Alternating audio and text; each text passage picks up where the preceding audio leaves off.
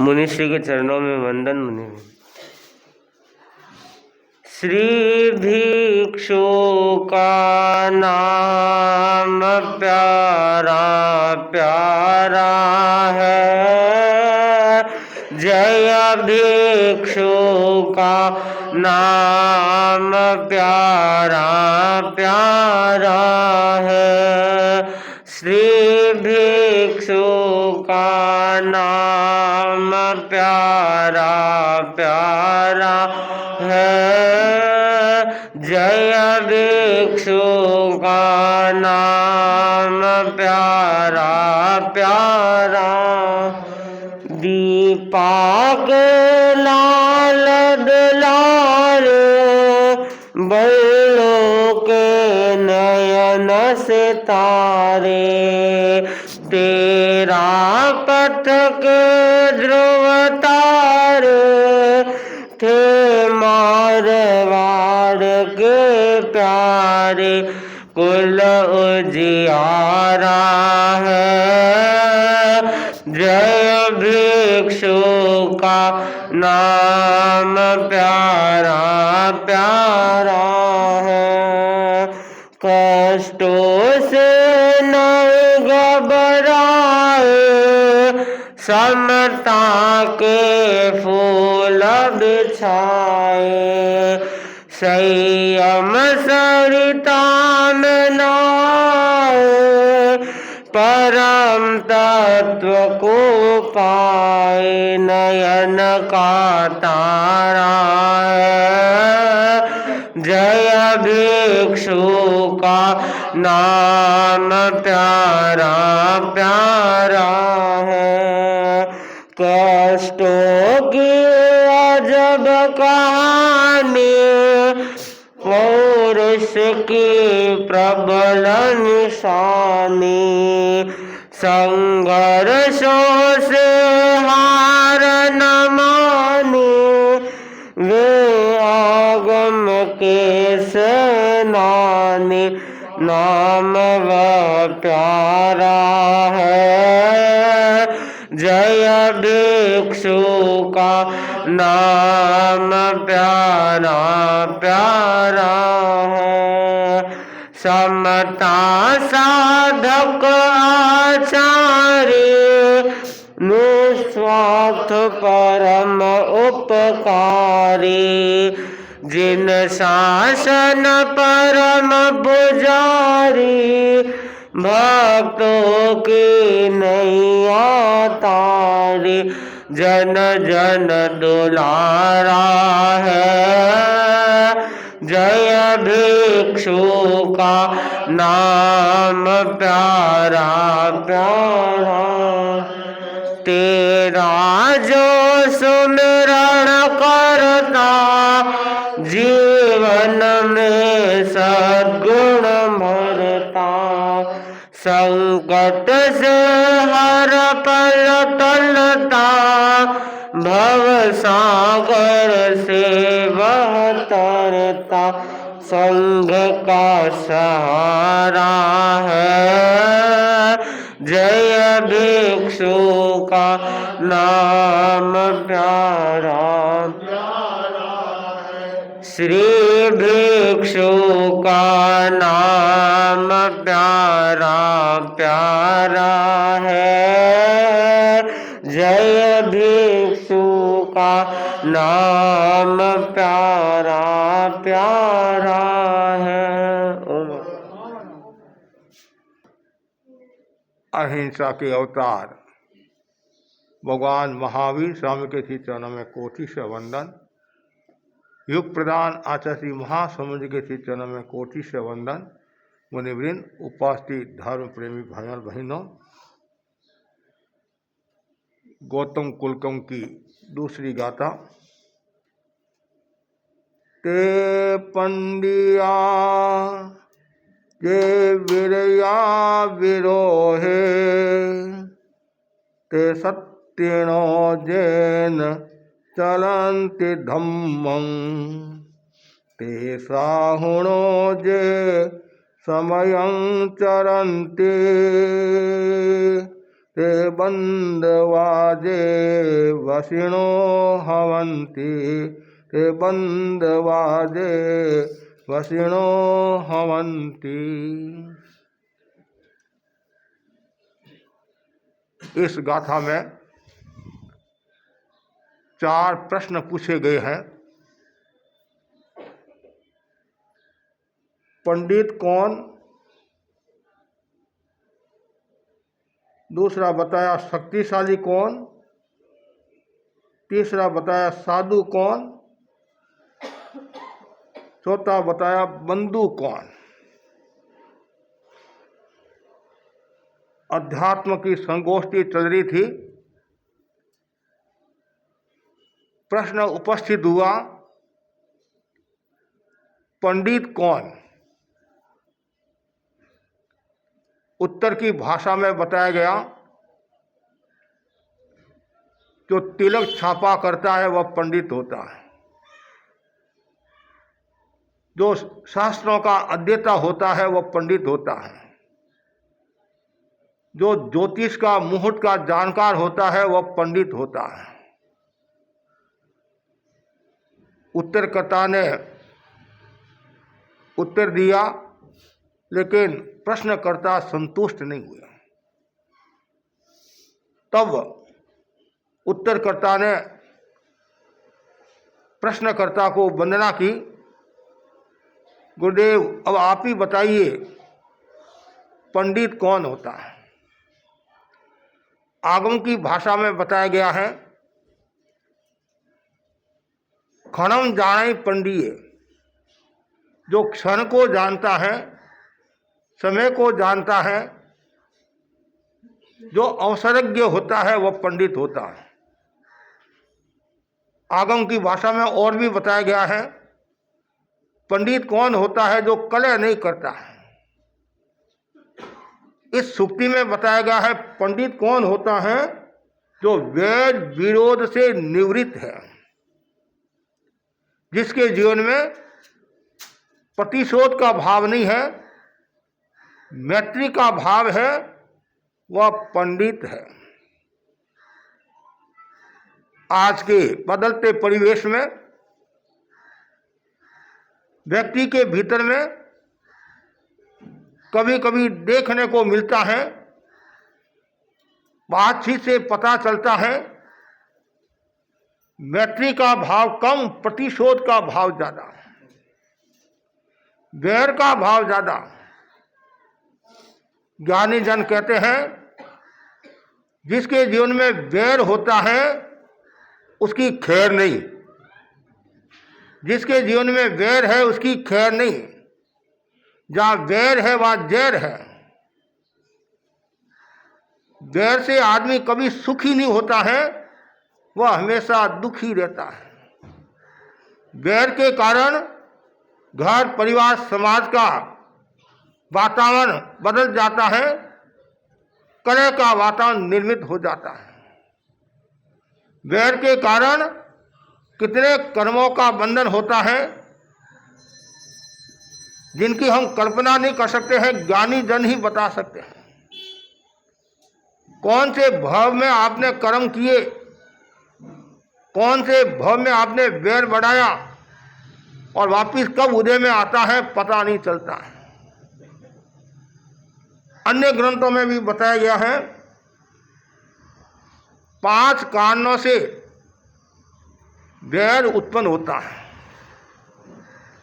पहला कारण बताया है, स्त्री के लिए वैर पैदा होता है। औरतों को लेकर कितना झगड़ा होता है, महाभारत हो जाता है। इसलिए ज्ञानों ने यह भी कहा है, जड़ जोरू जमीन, ये कलह के कारण है। जड़ जोरू जमीन, धन, स्त्री और जमीन, ये तीनों ही कलह के कारण हैं। और आप देखते भी हैं, जब बंटवारा होता है इस समय क्या स्थिति बनती है। एक पेन के लिए, एक अंगूठी के लिए, एक कार के लिए कितना झगड़ा हो जाता है। स्त्री को लेकर जो विवाद होता है ये बैर का कारण है। दूसरा बताया गया है घर और जमीन के लिए, घर के को लेकर भी झगड़ा होता है, वो बैर का भाव, प्रतिशोध का भाव बढ़ता है। जमीन, थोड़ी सी जमीन के खातिर बैर तो बनता, कोर्ट कचहरी में वर्षों के वर्ष बीत जाते हैं, करोड़ों रुपए खर्च हो जाते हैं, फिर भी शांति नहीं है। कभी कभी आपके भीतर में ये भावना भी आ जाती, महाराज मूछ का सवाल है, क्या मूछ की बाल का सवाल कहते नहीं, मैं साफ हो जाऊं कोई चिंता की बात नहीं है, लेकिन ये जमीन मेरे भाई के पास नहीं जानी चाहिए, मेरे पड़ोसी के पास में नहीं जानी चाहिए। ये क्या है? बैर। तीसरा कारण बताया गया है कठोर वाणी, कटु वचन के कारण आक्रोश में आकर बोलता है, व्यंग में बोलता है, अहंकार की भाषा में बोलता है, और कभी कभी ऐसे कठोर वचन बोलते हैं सामने वाले व्यक्ति को चुभ जाता है, और कभी कभी वो आत्महत्या भी कर लेता है, मृत्यु को प्राप्त हो जाता है, और मरते समय ऐसे उसके भाव रहते हैं कि जब तक वापिस में बदलाव नहीं लूं तो मेरा नाम ही क्या है। कठोर वाणी, तुम्हारे हाथ टूटे हुए थे, तुम कहां मरी थी, बस उस समय तीव्र कषाय के कारण, क्रोध के कारण दोनों का आयुष्य का बंधन हो जाता है, और जैसे बोले वैसे हो गए। इसलिए सावधानी रखो, कठोर वाणी का प्रयोग नहीं करना चाहिए। घर है, परिवार है, समाज में है, कहना भी पड़ता है। यदि आप शालीनता के साथ कहोगे तो नुकसान नहीं होगा। आचार्य महाप्रज्ञ जी के शब्दों में, साधु भी यदि किसी को कुछ कहे तो सुझाव की भाषा का प्रयोग करे, आदेश की भाषा का प्रयोग नहीं करे, अधिकार की भाषा का प्रयोग नहीं करे। अधिकार में अ हटा दो, पीछे क्या रहेगा? अधिकार, इसके अलावा कुछ मिलने वाला नहीं है। यदि पानी ऊपर से जा रहा है तो एक व्यवस्था की दृष्टि से कड़ा भी अनुशासन करना पड़ता है, लेकिन मन में प्रतिशोध का भाव नहीं रहे, मन में वैर का भाव नहीं रहे, मन में सुधार का भाव रहे, मैत्री का भाव रहे, करुणा का भाव रहे। कठोर वाणी के कारण महाभारत हुआ। वो महाभारत तो देखा कि नहीं देखा?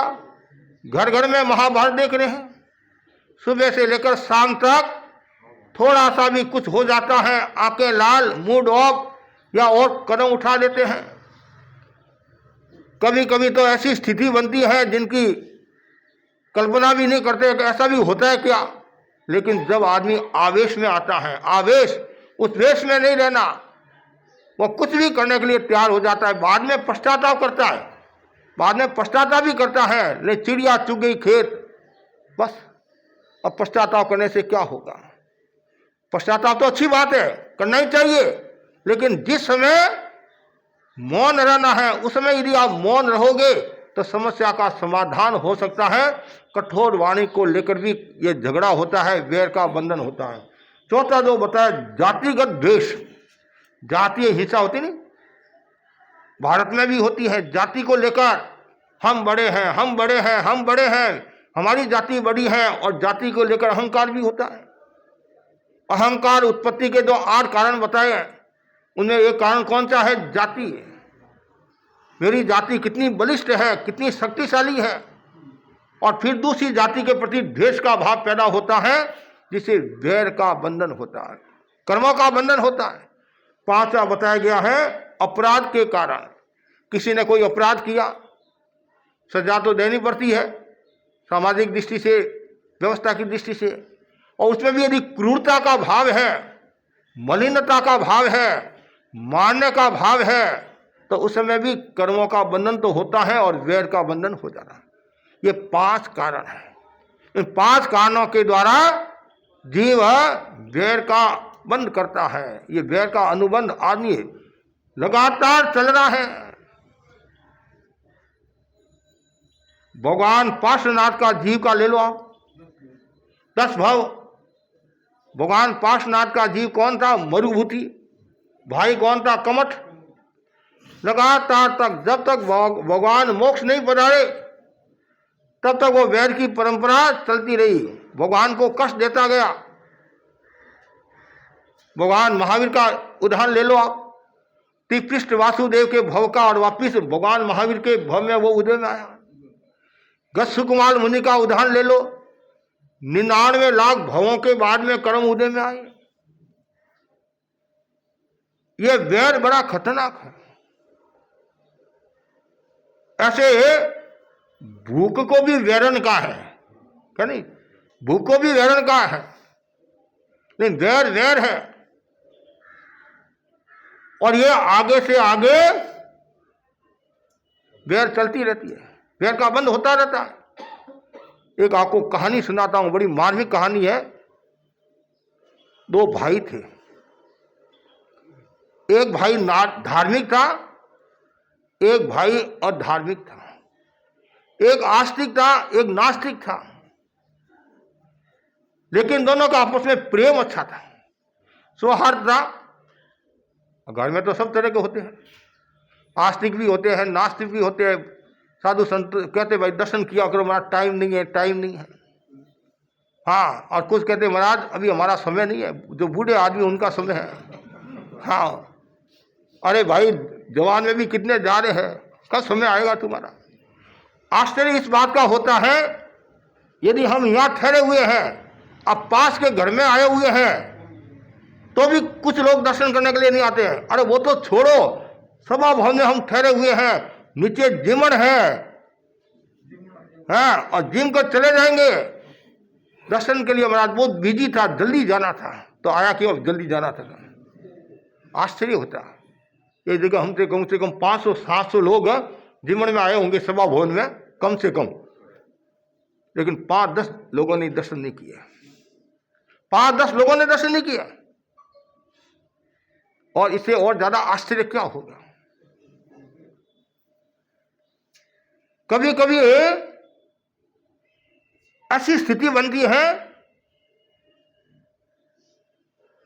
सभा की मीटिंगें हैं, युग परिषद की मीटिंगें हैं, और हम बैठे हैं और हमारे पास से जा रहे हैं और हमारे को देख रहे हैं। आश्चर्य होता है। कुछ सब ऐसे नहीं है, सबका नाम मतलब ऐसी भी घटना घटती है। वो क्या संघ की सेवा करेगा, क्या देव गुरु धन की आराधना करेगा? कभी कभी मैं सोचता हूं, जितने पदाधिकारी है यदि वही व्याख्यान में आ जाए नहीं तो भी कमी नहीं रहेगी। सम्मान का कार्यक्रम है, आज सबको याद करो, सब धस कर आ जाएंगे। कितना आश्चर्य है। सोचने की बात है, चिंतन की बात है। जो पदाधिकारी भी अपने कर्तव्य के प्रति जागरूक नहीं है तो दूसरों को क्या प्रेरणा देंगे? वो उनका तो नैतिक कर्तव्य होता है श्रावक समाज की सार संभाल करना और साधु संतों की सार संभाल करना। साधु संतों की गोचरी हुई कि नहीं हुई, व्याख्यान में लोग आते कि नहीं आते हैं, दर्शन करने के लिए लोग आते कि नहीं आते हैं, धर्म दलाली करना, दवाई की दलाली करना और वस्त्र की दलाली करना, कोई दीक्षा लेने वाला है उसकी दलाली करना, ये श्रावकों का कर्तव्य होता है। हमारे को क्या पता चलेगा, हमारे को कैसे पता है कि आपके घर में क्या स्थिति है? आप बताओगे तो पता चलेगा नहीं। कोई दीक्षा लेने वाला है, मेरे को क्या पता, मैं कोई केवल ज्ञानी थोड़ी हूँ। आप लोग बताओगे महाराज इसके मन में थोड़ा सा वैराग का भाव है, तो फिर हम मेहनत करेंगे। किसी के रात्रि भोजन का त्याग है, हमारे को क्या पता, आप बताओगे तब रात्रि भोजन का उसके त्याग है, हम उनके गोची जाएंगे। तो बहुत जरूरी है। पद लेना एक बात है और जिम्मेदारी निभाना दूसरी बात है। मैं तो बार बार कहा करता हूं, पद को भार नहीं उपहार समझो। समाज ने आपके ऊपर इतनी जिम्मेदारी दी है तो आपका नैतिक कर्तव्य है श्रावक समाज की सार संभाल करना, यथार्थ स्थिति का विवरण गुरु को सौंपना। नहीं, गुरु को कैसे पता चलेगा कि गांव की क्या स्थिति है? तो वैसे ही अब वो दोनों भाई, एक आस्तिक और एक नास्तिक, दोनों का आपस में प्रेम था, सौहार्द था। दोनों बैलगाड़ी से जा रहे थे, जंगल पार कर रहे थे। छोटे भाई को प्यास लगी। बड़ा भाई बोला तुम गाड़ी को धीरे धीरे चला और मैं पानी खुद पीकर आता हूं और तुम्हारे लिए भी पानी लेकर आता हूं। पानी लेने के लिए गया, पानी लेकर वापस आ रहा है और वो भाई गाड़ी चला रहा है और आगे बढ़ रहा है तो रास्ते में बांडी होती है, नहीं सांप, ये जाती होती बांडी। हाँ, बांडी है वो सर्पिणी। जैसी देखा वो दयालु था, करुणाशील था, धार्मिक था। उसने सोचा कि पाप न लग जाए, हिंसा न हो जाए, मेरा भाई अधोगति में न चला जाए। उसको सचेत किया, भाई ध्यान रखना आगे बांडी है। जैसे ही कहा, नहीं तो सामान्यतः आदमी हट जाता है, तो वो नास्तिक था और धार्मिक था। उसने कहा कुछ नहीं, जीव जीव के लागू है। कभी कभी कहते हैं जीव जीव के लागू है। और वो और जोर से चला रहा है। भाई ने कहा धीरे धीरे रास्ता, जैसे ही वो बांडी आती है और जोर से चलाता और खुश होता, आनंद आ गया, आनंद आ गया। और वो बांडी ने आयुष्य को पूर्ण किया और वो मरकर ब्राह्मण के घर में लड़की के रूप में पैदा हुई। और इधर उस भाई को इतनी तकलीफ हुई, बड़े भाई को, कि मेरे जोग से ये हिंसा हुई है। यदि मैं नहीं कहता तो हो सकता है ये रास्ता चेंज कर लेता, कुछ कर लेता। और मेरे कहने के बाद में इसने और जानबूझकर इतना किया है। बहुत पश्चाताप, बहुत पश्चाताप, बहुत घृणा मन में आई, ग्लानि आई, खमर खावना किया। कालांतर में जो जन्मा है निश्चित ही मृत्यु को प्राप्त होगा। नत्थी काल से रागमो, मृत्यु का कोई समय नहीं है। कभी भी, कहीं भी, किसी भी अवस्था में किसी को भी आ सकती है। बोलते बोलते भी आ सकती है, सोते सोते भी आ सकती है, खाते खाते भी आ सकती है, पीते पीते भी आ सकती है, लड़ाई झगड़ा करते हुए आ सकती है।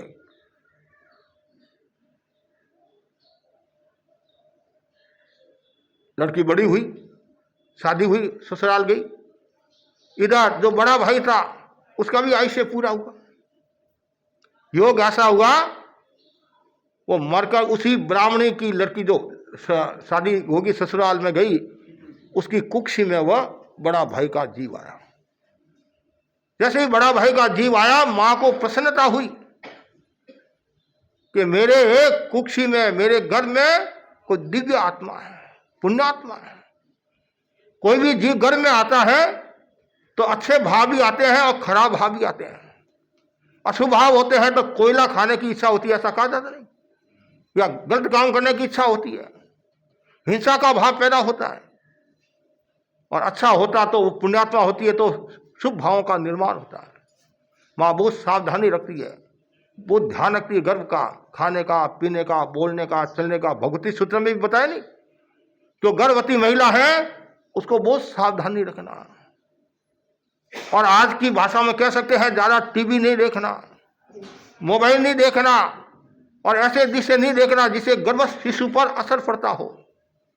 इसलिए कहा था खाऊं, माँ खाऊं खाऊं करती है तो बेटे का खाऊं खाऊं कहते नहीं। क्यों फर्क पड़ेगा, कितने ही कह दो, कुछ भी कह दो, असर तो पड़ेगा। भगवान की वाणी अवितत होती है, सत्य होती है, झूठ नहीं होती है। आज भी कुछ महिलाएं बहुत सावधानी रखती है। अभी एक कुछ महीना पहले गर्भ संस्कार कार्यशाला भी लगी थी, वही इन्होंने अच्छा बताया था, हमने भी बताया, मतलब बहुत सावधानी रखना। तो वो भी बहुत सावधानी रखती है। 9 महीने के बाद में उसका जन्म हुआ, जन्मोत्सव मनाया, बहुत खुशियां, बहुत खुशियां। और ऐसे भी लड़का होता तो अतिरिक्त खुशी होती है, पुराने समय की बात कहता हूँ। और आज भी कई परिवारों में होता है, ऐसी बात नहीं है। अब जन्मोत्सव मनाया, बहुत खुश, उसका बहुत ध्यान रखती। जन्म के बाद में भी कहीं बच्चे के लगे नहीं, ये नहीं, वो नहीं, वो बहुत सावधानी, बहुत सावधानी। कालांतर में दूसरा भाई आयुष्य पूरा हुआ, वो भी मरकर इसी ब्राह्मणी की कुक्षी में पैदा आया हुआ, गर्भ में आया। योग सेवों की बात, ये कर्मों का खेल है। राग और द्वेष कहते हैं, जैसे ही घर में आया और माँ को तकलीफ हुई, पीड़ा हुई, कष्ट हुआ, माँ के मन में हिंसा का भाव, असंयम का भाव, और बार बार मन में आती है कि मैं गर्भपात कराऊं, गर्भपात, इसको मारूं मारूं मारूं मारूं। एक दिन उसने अपने पति के सामने भी बात रख दी, मैं इसको रखना नहीं चाहती। पति ने कहा हम ब्राह्मण हैं, ये तो बड़ा पाप होगा। ये मतलब जैसे आत्महत्या तो पर हत्या, भ्रूण हत्या बड़ा पाप है। ये तो सबको विवेक रखना चाहिए, बहुत बड़ा पाप है। एक तरफ तो आप कहते हैं महाराज मेरे हाथ से कीड़ी मर गई, पेड़ के नीचे कीड़ी आ गई, अब प्रायश्चित दो, और दूसरी तरफ आप जानबूझकर अपने जीव को मारे हो। बहुत सावधानी रखना, अपने भाग है, जो भी जीव आता है अपने कर्म लेकर आता है। लेकिन ब्राह्मण ने समझाया, 9 महीने के बाद में उसका भी जन्म हुआ। जैसे ही जन्म हुआ, देखा और खाऊं, ऐसा मन में भाव आया। इनके इन प्रकार कुछ बड़ा होने के बाद उसको ट्रांसफर कर लिया, दूसरी जगह शिफ्ट कर दिया, और जहां था उनको भी कह दिया आप कभी बताना मत कि मेरा बेटा है, नहीं तो और कई समस्या हो जाएगी, तकलीफ हो जाएगी। कि जब मन में वो वैर का भाव होता नहीं, उसमें कोई नहीं दिखता है।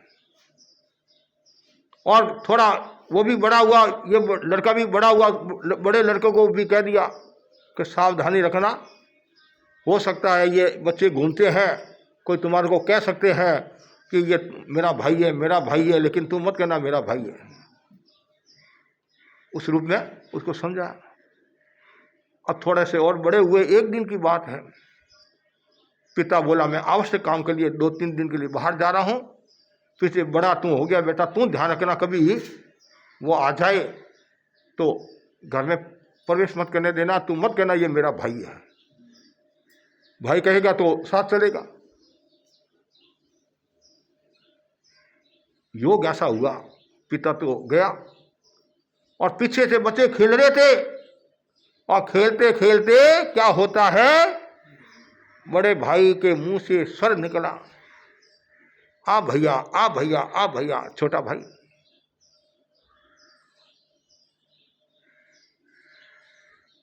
जैसे ही भैया कहा, अब बड़ा हो गया तो वो भी थोड़ा समझने लग गया था कि मम्मी कहाँ, माँ कहाँ, माँ कहाँ है।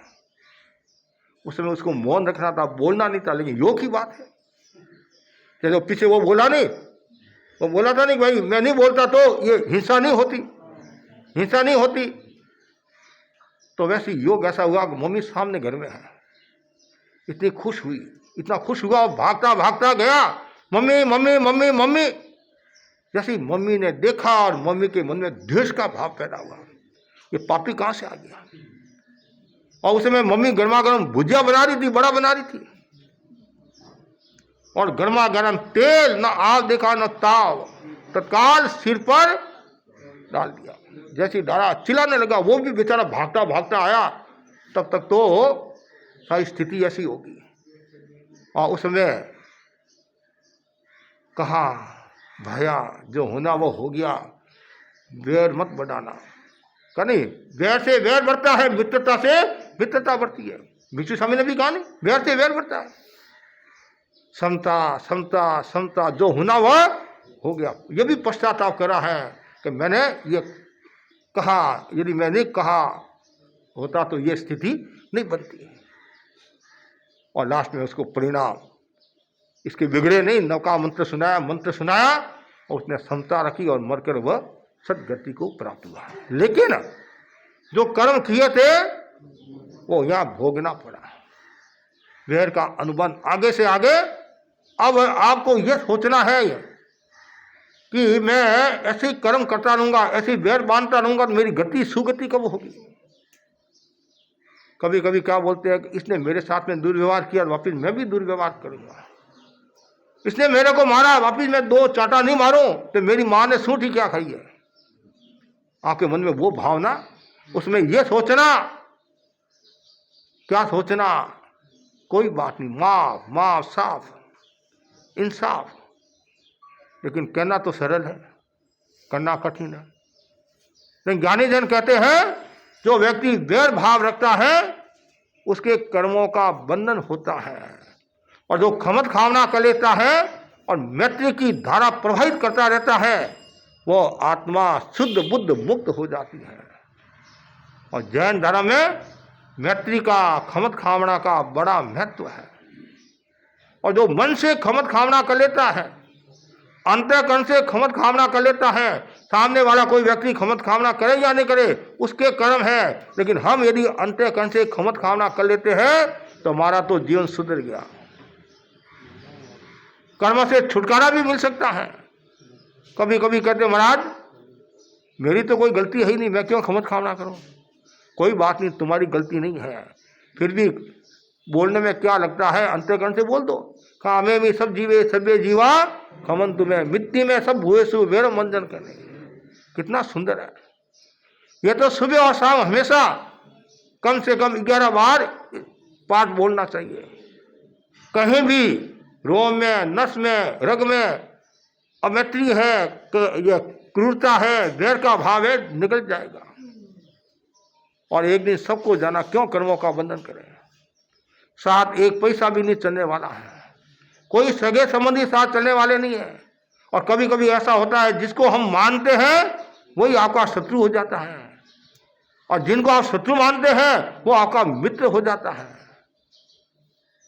इसलिए भगवान की वाणी को समझकर और ये चिंतन करना है कि मुझे किसी के साथ में वैर भाव नहीं रखना है। यदि मैं वैर भाव रखूंगा तो मेरे कर्मों का बंधन तो होगा ही, और न जाने और कितने भोग करने पड़ेंगे। छोटी छोटी बातों को लेकर वैर बन जाता है, आग्रह के कारण। मैं जो कह रहा हूं वही सही है और तुम जो कह रहे हो वह गलत है। ये आग्रह में कहते नहीं, ग्रह को शांत करना सरल है, राहु केतु आदि को, आग्रह रूपी ग्रह को शांत करना टेढ़ी खीर है। तो उसके लिए क्या करना, अनाग्रह की अनुप्रेक्षा करो, मैत्री की अनुप्रेक्षा करो। तो पंडित कौन होता है, जो वैर विरोध से उपरत है, निवृत्त है। कितना सुंदर। बार बार भावना भाव, मेरा वह दिन आए मैं सब जीवों के साथ मैत्री की भावना। आचार्य तुलसी की सन्निधि में आचार्य महाप्रज्ञ जी ने प्रेक्षा ध्यान का शुभारंभ किया, और प्रेक्षा ध्यान में मैत्री की अनुप्रेक्षा। और जो मैत्री की अनुप्रेक्षा करता है तो धीरे धीरे क्या होता है, जो मन में जो द्वेष की गांठें हैं, आग्रह है, घृणा है, नफरत है, मलिनता है, वैमनस्य है, कटुता है, वो धीरे धीरे समाप्त हो जाएगी और एक दिन शुद्ध बुद्ध मुक्त हो जाओगे। तो आज मैंने एक सूक्ति की व्याख्या की, पंडित कौन होता है, कि जो वैर विरोध से उपरत होता है, निवृत्त होता है। दूसरा बताया है, हाँ, साधु कौन, बहुत सुंदर का साधु कौन। हमारे जैन आगमों में भी बताया गया है, नवी मुंडी एन समणो। मुंडन से साधु नहीं होता है, किसी ने मुंडन करा दिया साधु नहीं है। साधु कौन है, समय आए समणो होई, जो समता को धारण करता है वह साधु है, समता को धारण करता है। फिर बताया शक्तिशाली कौन। तीसरा जो प्रश्न है, जो धर्म को नहीं छोड़ते हैं। ऐसे तो आपके पास में वो शक्ति है, धन की भी शक्ति होती है, भुजा की भी शक्ति होती है, परिवार की भी शक्ति होती है, समाज की भी शक्ति होती है, बल की भी शक्ति होती है, सत्ता की भी शक्ति होती है, और उस शक्ति में कभी कभी उन्माद का भाव भी पैदा हो जाता है। तो वास्तव में शक्तिशाली कौन, जो धर्म को नहीं छोड़ता है। हाँ, कितनी सुंदर बात है। किसकी तरह, अरहनक की तरह। अरहनक ने क्या किया, प्राण चले जाए लेकिन मैं धर्म को नहीं छोड़ूंगा, वह है शक्तिशाली है। और बांधव कौन है हमारा, आप कहते ये मेरा भाई है, ये मेरा काका है, ये मेरा दोस्त है, सब सुख दुख में काम आते हैं। कोई काम नहीं आता है। आप कितने राजी हो जाओ, घटना घट रही है, घर में आग लगी तो समय क्या करोगे, खुद को बचाने की कोशिश करोगे, आप भागोगे। 6 महीना 12 महीना का बच्चा है वो भी आपको याद नहीं आएगा। और यदि खुद का होता, मतलब प्रेम होता कि ये मेरा भाई है तो तुम्हारे को भी बचाता, बहुत कठिन काम है। तो यहाँ बताया गया है जो आपत्ति में सेवा करते हैं, आपत्ति में जो काम आते हैं वो मानव है। और आपत्ति में काम कौन आता है? धर्म। धर्म एक ऐसा है जो आपत्ति में काम आता है, विपत्ति में काम आता है, हर समय आपको प्रेरणा देता रहता है कि कैसी भी परिस्थिति आ जाए धर्म को नहीं छोड़ना है, और सब छूट जाए लेकिन धर्म को नहीं छोड़ना है। और जो व्यक्ति धर्म को नहीं छोड़ता है, धर्म को आत्मसात कर लेता है, तो समझना चाहिए उसका बेड़ा पार है। आचार्य भिक्षु हमारे तेरापन धर्म संघ के संस्थापक हुए हैं। उन्होंने संगठन को मजबूत बनाने के लिए